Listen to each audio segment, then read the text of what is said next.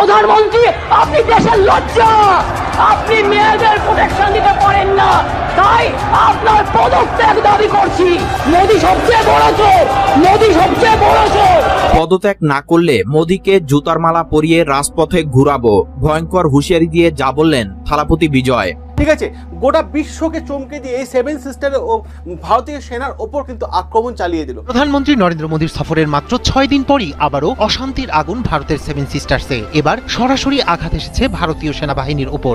দর্শক, ইতিমধ্যে চতুর্দিক থেকে ফেসে গিয়েছে ভারতের প্রধানমন্ত্রী নরেন্দ্র মোদী, সাথে সাথে ফেসে যাচ্ছে শেখ হাসিনাও। আপনারা জানেন ভারতে সরকার বিরোধী আন্দোলন জোরালো হচ্ছে নরেন্দ্র মোদীর পদত্যাগের দাবি। দর্শক, দেশ পরিবার ধরে কিংবা কাছে যারা এই মুহূর্তে দেখছেন, আশা করি সবাই ভালোই আছেন।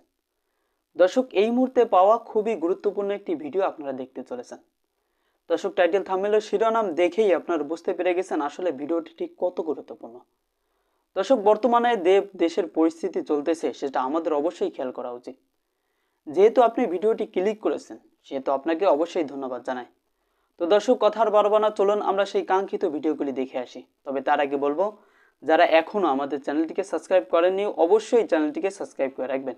আর যারা অলরেডি সাবস্ক্রাইব করে রেখেছেন তাদেরকে অসংখ্য ধন্যবাদ। তো দর্শক, কথা আর বাড়াবো না, চলুন আমরা সেই ভিডিওটুকু দেখে আসি। প্রধানমন্ত্রী নরেন্দ্র মোদীর সফরের মাত্র 6 দিন পরই আবারও অশান্তির আগুন ভারতের সেভেন সিস্টার্সে। এবার সরাসরি আঘাত এসেছে ভারতীয় সেনাবাহিনীর ওপর। মণিপুরের বিষ্ণুপুর জেলায় সশস্ত্র দুষ্কৃতিকারীদের অতর্কিত হামলায় 33 আসাম রাইফেলসের 2 সদস্য নিহত এবং আহত হয়েছেন 4 জন। এই ঘটনায় মণিপুর সহ গোটা সেভেন সিস্টার্স জুড়ে নতুন করে ভয় আর জল্পনা কল্পনার ডালপালা মেলেছে। প্রতিবেশী নেপালে জেনজিদের প্রবল ক্ষোভের আগুনে কোনো মতো প্রাণ নিয়ে পালিয়েছেন প্রাক্তন প্রধানমন্ত্রী কেপি শর্মা ওলি। আগে থেকেই ক্ষোভের আগুনে জ্বলছে ভারতের মণিপুর। অশান্ত মণিপুরে শান্তির বার্তা নিয়ে প্রায় 3 বছর পর প্রধানমন্ত্রী নরেন্দ্র মোদী। তবে তার এই সফরে কমেনি হিংসার আগুন, উপরন্তু নতুন করে ছড়িয়েছে সংঘাত। শুক্রবার মণিপুরের ডিনোটিফাইড এলাকায় অজ্ঞাত সন্ত্রাসীরা হামলা চালায়। ইন্ডিয়ান এক্সপ্রেসের প্রতিবেদন অনুযায়ী স্থানটি ইম্ফল বিমানবন্দর থেকে প্রায় 8 কিলোমিটার দূরে অবস্থিত। সশস্ত্র দুষ্কৃতিকারীরা অতর্কিতে গুলি চালায়, যার ফলে সেখানে ঘটে হতাহতের ঘটনা। এক জ্যেষ্ঠ পুলিশ কর্মকর্তা সংবাদ মাধ্যম দ্য ওয়ারকে জানিয়েছেন, এই হামলার পিছনে উপত্যকা ভিত্তিক বিচ্ছিন্নতাবাদী গোষ্ঠীগুলো জড়িত।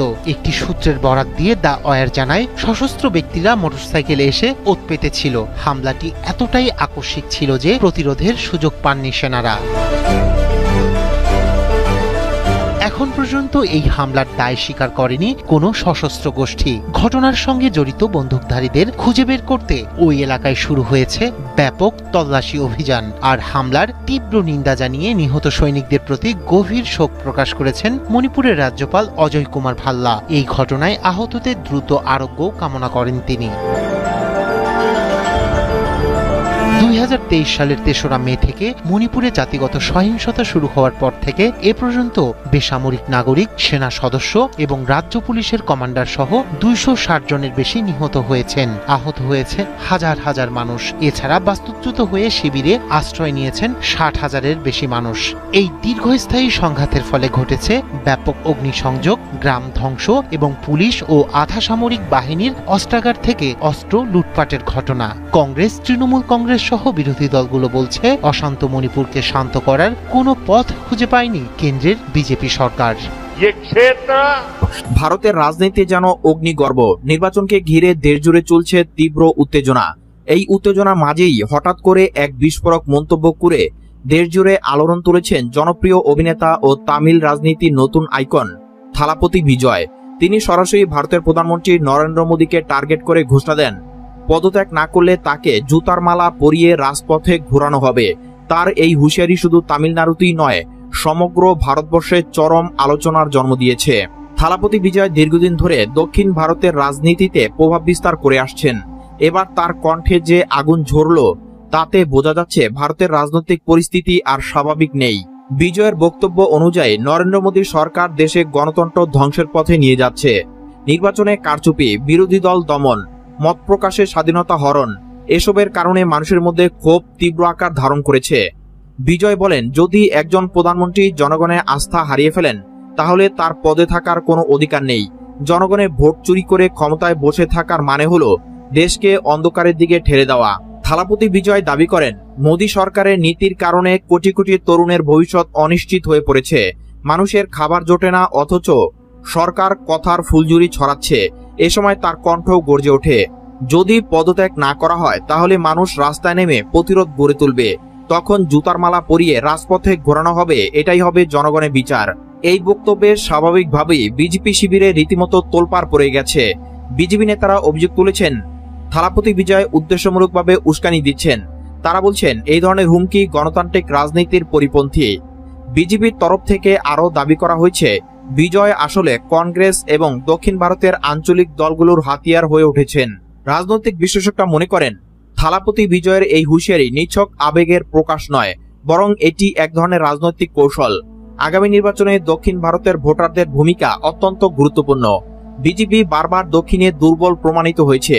বিজয় এই অবস্থাকে কাজে লাগিয়ে নিজের অবস্থান আরও সুদৃঢ় করেছেন। অন্যদিকে বিরোধী শিবির কংগ্রেস সহ বিভিন্ন দল বিজয়ের পাশে দাঁড়াতে শুরু করেছে। কংগ্রেস নেতারা বলছেন, দেশের বর্তমান পরিস্থিতি সত্যি ভয়াবহ। গণতন্ত্রকে বাঁচাতে হলে সবাইকে একসঙ্গে লড়তে হবে। আর বিজয়ের মতো জনপ্রিয় মুখ এগিয়ে আসায় আন্দোলন আরও শক্তিশালী হবে। এদিকে সাধারণ মানুষও আন্দোলনের ডাক দিচ্ছে। তামিলনাড়ুর বিভিন্ন শহরে বিজয়ের বক্তব্য প্রচারের পর রাস্তায় নেমে আসে হাজারো তরুণ। তারা হাতে প্ল্যাকার্ড নিয়ে স্লোগান দেয়, মোদি পদত্যাগ করো, গণতন্ত্র বাঁচাও। অনেক জায়গায় পুলিশের সঙ্গে সংঘর্ষের ঘটনা ঘটেছে। সরকার অবশ্য সবকিছু সামলাতে মরিয়ার চেষ্টা চালাচ্ছে। কেন্দ্রীয় স্বরাষ্ট্র মন্ত্রণালয় থেকে সতর্কতা জারি করা হয়েছে। বলা হয়েছে, আইন শৃঙ্খলার অবনতি ঘটালে কঠোর ব্যবস্থা নেওয়া হবে। কিন্তু প্রশ্ন হলো, এত সতর্কতা, এত দমন নীতি দিয়েও কি মানুষের ক্ষোভ থামানো যাবে?